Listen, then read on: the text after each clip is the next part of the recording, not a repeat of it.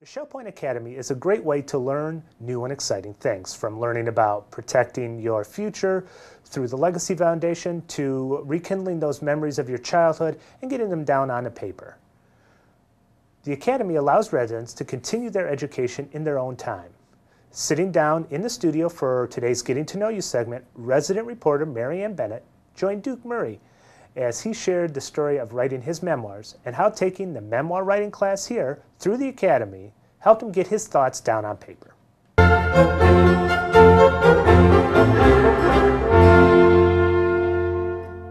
Hello, I'm Mary Ann Bennett, and here with me is Dr.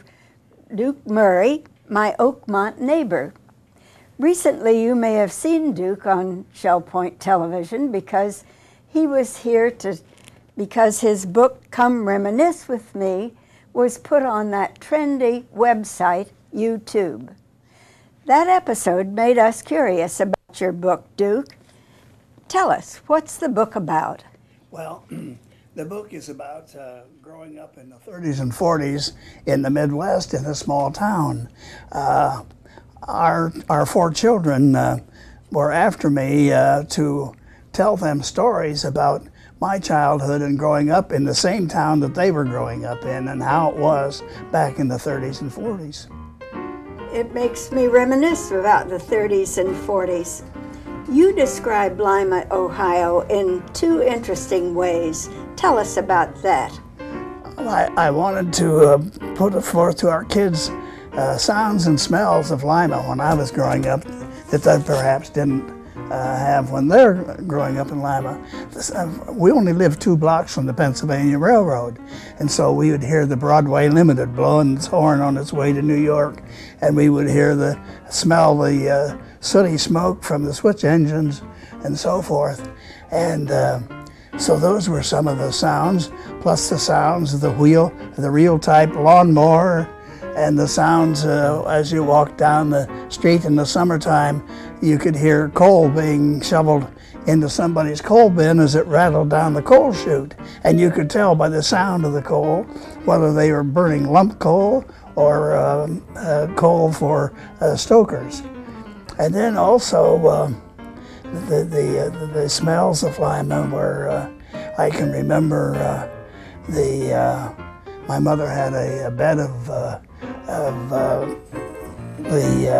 lilies of the valley, which seemed to be blooming all summer long, and it was a great smell. And then also the smell as we walked home from downtown, the movie, as we walked past the bakery, the smell of fresh baked bread would just drive us crazy. What's your favorite story of all these 35? My favorite story is Saturday night in Lima, when every Saturday night everybody would go to town and they would vie for parking places on the streets. Some people would even drive their car down in the afternoon, park it, come home on the streetcar, have dinner, and then go back on the streetcar so they would have a parking place. And my folks used to like to park about a block from the store where they bought their commodities and produce for the coming week. And we were there one time, and I noticed a blind man up against the store wall, and he was singing softly, and people would throw a coin into his cup, and he would deftly pour it into his hand and continue singing. That kind of struck me as a 5-year-old. So the next week when we went, I asked my mother if I could stay in the car while they went shopping. She said I could. So as soon as I saw them duck into the store, I got out, and I had smuggled a tin cup with me from home. And I backed up against the storefront, pulled a ball cap down above my eyes, and I started singing. I closed my eyes, and I'd sing for a while, and then I'd look in the cup, and there was nothing there. And so I'd continue singing. Well, all of a sudden, whoosh, my feet went out from under me, the rear car door opened, I was summarily thrown in the back seat, and my mother got in the front seat, and I heard her say to my dad, "Start the car, Emmett, let's get out of here." And so I never got to go back to Wright's after that. My favorite story is one about your chum, your boyhood pal. Yeah. Tell me about him. That's the first story I wrote for memoirs. It was about my friend whom I met walking to school. He lived 2 or 3 blocks west of us, and we began walking back and forth to school together. And this became a habit, and he asked me if I would like to go hickory nutting with him sometime, and so he talked me into this, and we would go, after school we would go down to Baxter's Woods, and he would show me the hickory trees, the walnut trees, the beech trees, and so forth. At one time, Errol didn't show up for several days, and I didn't know what happened.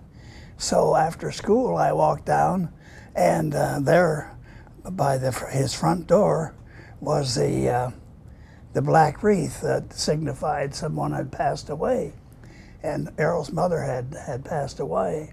And he'd never said a thing to me about her even being ill or anything else. So after a while, he started walking back to school, and I walked with him. And sometimes we'd walk and never say a word. And it was then I realized that sometimes you can be a friend to somebody and not even talk to them, but just because you walk with them, it helps them. Yes. And you told me that your friend honored you when his son was born. That's right. Our son Rob told us that a young man came up to him when he was in junior high school, and he says, "You know, we're almost relatives." And Rob said, "Why? What do you mean?" He says, "My name is Murray." And he said, "My dad named me after your dad." What a nice compliment. One of your stories tells us a bit about your upbringing, and I'd like for you to read a selection from that story. It's on page 17, I believe.